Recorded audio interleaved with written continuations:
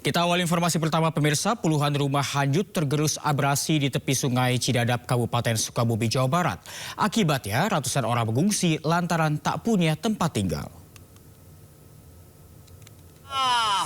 Waduh, jadi rungkat. Gak ada, terbawa arus sungai. Sangat deras, sangat sekali. Inilah detik-detik saat rumah warga yang berada di bantaran Sungai Cidadap, Kabupaten Sukabumi ambruk dan hanyut akibat abrasi Sungai Cidadap. Akibat kejadian itu sebanyak 11 rumah hanyut terbawa derasnya aliran sungai. Sementara puluhan rumah lainnya yang dihuni 160 kepala keluarga rusak berat. Pengikisan tanah terjadi akibat luapan sungai karena hujan deras di wilayah tersebut. Kalau rumah mungkin ada, kalau yang rusak ada kurang lebih puluhan dah. Ada 20 ke atas. Yang terbawa hanyut? Iya, yang terbawa hanyut, yang rusak berat gitu ya. Yang rusak ringan dan yang rusak sedang gitu. Sementara itu, ratusan orang yang terdampak abrasi Sungai Cidadap terpaksa mengungsi ke sekolah yang berada di wilayah tersebut. Selain di sekolah, ada juga warga yang mengungsi ke rumah kerabatnya. Mereka meminta kepada pemerintah untuk segera direlokasi ke tempat yang aman. Dari Sukabumi, Jawa Barat, Budi Setiawan, iNews melaporkan. 3 hari terisolir, 36 warga Cidadap, Kabupaten Sukabumi, Jawa Barat dievakuasi petugas gabungan dengan perahu karet ke posko pengungsian. Sebelumnya puluhan warga tersebut terjebak setelah akses jembatan satu-satunya warga terputus akibat luapan Sungai Cidadap.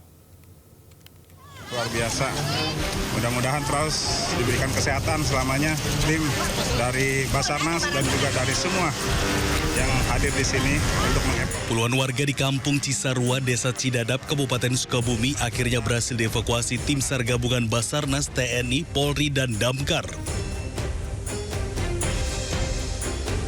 Mereka terisolir karena rumahnya rusak dan hanyut terbawa arus sungai pada Rabu 17 Desember 2025. Tak hanya itu, jembatan yang merupakan akses satu-satunya warga terputus usai diterjang banjir luapan Sungai Cidadap. Akibat kejadian itu, mereka sempat terjebak selama 3 hari. Proses evakuasi dilakukan secara bertahap, sejumlah lansia dan anak-anak menjadi prioritas utama yang dievakuasi. Puluhan warga ini dievakuasi petugas menggunakan 2 perahu karet menuju posko pengungsian yang berada di Sekolah Dasar Kawung Luwuk.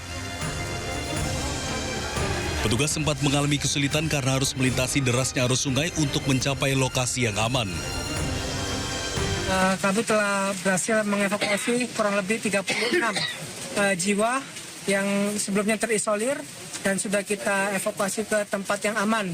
Untuk jumlah 3 orang lagi yang masih bertahan, nanti kita akan coba koordinasi kembali untuk evakuasi selanjutnya. Ya, informasi yang kita terima, salah satu jembatan akses mereka satu-satunya sudah terputus oleh terjangan banjir, sehingga mereka terisolir, tidak bisa pindah ke tempat yang lebih aman. Dalam evakuasi ini, sebanyak 36 warga berhasil dievakuasi tim SAR gabungan. Petugas masih terus melakukan pemantauan situasi di lapangan dan menghimbau kepada masyarakat untuk tetap waspada terhadap potensi cuaca ekstrim yang terjadi akhir-akhir ini. Dari Sukabumi, Jawa Barat, Budi Setiawan, iNews melaporkan. Pemirsa, kita beralih ke informasi berikutnya. Banjir bandang akibat sungai meluap dan hujan deras menggenangi permukiman warga di Desa Labahala dan Desa Terong, Kabupaten Flores Timur, Nusa Tenggara Timur.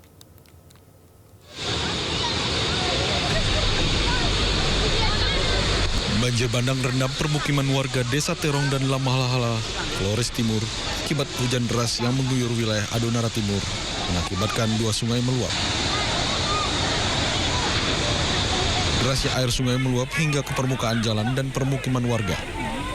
Tidak hanya terendam air, luapan kali juga berisi lumpur melanda di Desa Labahala dan Desa Terong.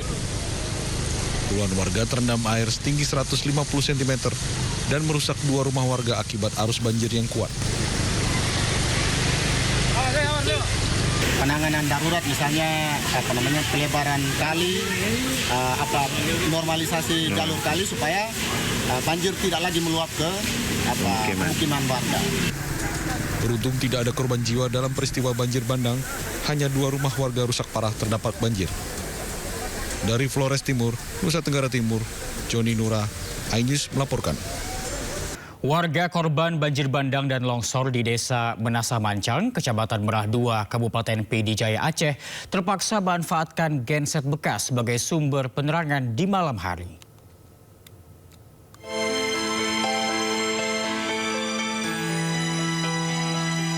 Banjir bandang dan longsor di Aceh telah merenggut aliran listrik. Setiap malam warga dipaksa melalui gelap dan keterbatasan. Namun warga tak pernah menyerah. Dengan alat seadanya dan keterampilan terbatas, genset bekas milik desa yang telah rusak dibongkar untuk kembali dirakit dan menjadi satu-satunya sumber penerangan di malam hari.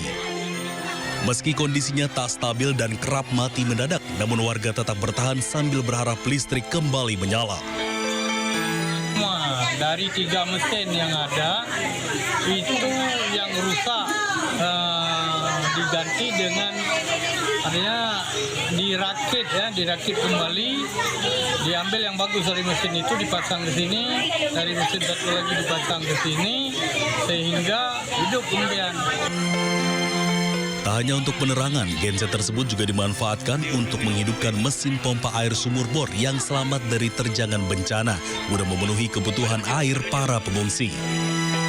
Dari PD Jaya Aceh, Jamal Pangwa, iNews melaporkan. Viral di media sosial, kisah pilu seorang korban disabilitas korban banjir di Aceh Tabiang kehilangan rumah dan harta bendanya. Berhasil menyelamatkan diri dari bencana, korban kini harus berjuang lebih keras untuk tetap hidup di tengah keterbatasan. Bang Zulkarnain membersihkan puing-puing rumahnya. Zulkarnain, seorang pria penyandang disabilitas di Aceh Tamiang Aceh ini kehilangan rumah dan harta bendanya akibat banjir bandang. Rumah sederhana yang selama ini menjadi tempatnya berteduh, hanyut dihantam banjir. Harta bendanya hancur tak tersisa. Dalam video diceritakan bahwa Zulkarnain telah ditinggal ayahnya sejak kecil dan menjalani hidup tanpa sosok ayah selama 34 tahun lamanya. Kini di tengah bencana, mereka yang paling terbatas dipaksa berjuang lebih keras. Pasca banjir dan longsor, nestapa baru kini menghantam warga Tapanuli Tengah, Sumatera Utara. Krisis air bersih memaksa para korban bertahan hidup dengan kondisi memprihatinkan.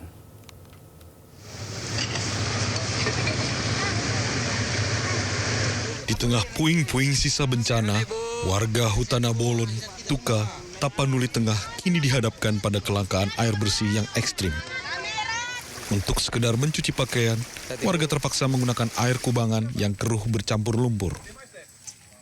Pemandangan ini seolah menunjukkan betapa berharganya setetes air bersih di lokasi ini. Karena untuk bisa menikmati air bersih, warga harus menempuh perjalanan berkilo-kilometer ke desa lain yang tidak terdampak.